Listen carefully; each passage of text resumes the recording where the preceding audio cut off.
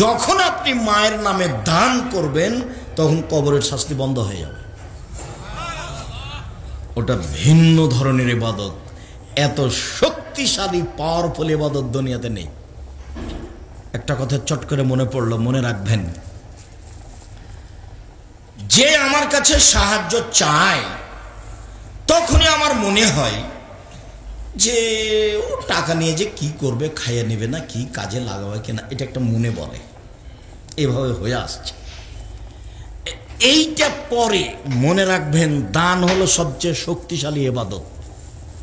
সালাত একটা ইবাদত, নামাজ একটা ইবাদত, রোজা একটা ইবাদত, হজ একটা ইবাদত, তাসবিহ তাহলিল একটা ইবাদত, কোরআন তেলাওয়াত একটা ইবাদত। সবচেয়ে শক্তিশালী ইবাদত কি বলেন তো? দান। সালাত আদায় করেছেন, নামাজ পড়েছেন, আপনার উপকার, মায়ের কোনো লাভ হবে না, কবরে আছে। সিয়াম পালন করেছেন, সিয়াম দামি ইবাদত, আপনার নেকি হবে, মায়ের উপকার হবে না। হজ করেছেন 10 লাখ টাকা খরচ করে, আপনার উপকার, মায়ের কোনো লাভ হবে না। যখন আপনি মায়ের নামে দান করবেন তখন কবরের শাস্তি বন্ধ হয়ে যাবে। ওটা ভিন্ন ধরনের ইবাদত। এত শক্তিশালী পাওয়ারফুল ইবাদত দুনিয়াতে নেই। তো মাথায় থাকবে, দান করলাম, অতএব কোন ইবাদত করলাম? সবচেয়ে শক্তিশালী ইবাদত করলাম। তখন আপনি শান্তি পাবেন। নইলে খালি আরে টাকাটা দিলাম ওকে, টাকাটা মনে হয় মদ খাবে, এই দিক পরে।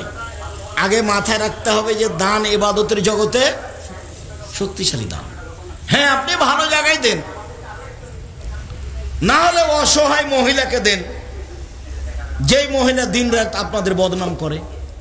আপনি খালি বলে দেখেন, আম্মা, ওই যে আমাদের গ্রামে একটা বৃদ্ধা মহিলা ছিল না আম্মা, ওকে একটা কাপড় কিনে দেন তো আম্মা। হায় হায় হায় হায়, করেছিস কি? দিন রাত খালি তোর বদনাম করে, ওকে কাপড় দিব? এখন আপনি কি বলবেন?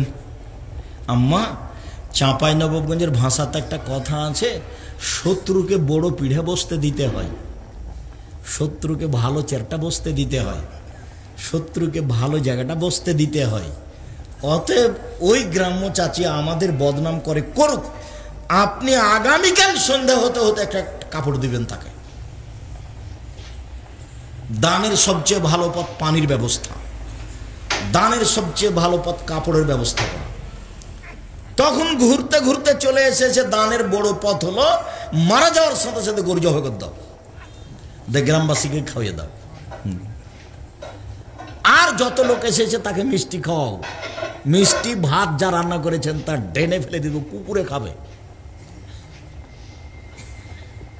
আপনার বাড়িতে আপনার বাপ মারা গেছে, আপনার বাড়িতে 3 দিন খানা মানুষে দিবে, রান্না বান্না হবে না, 3 দিন শোক পালন।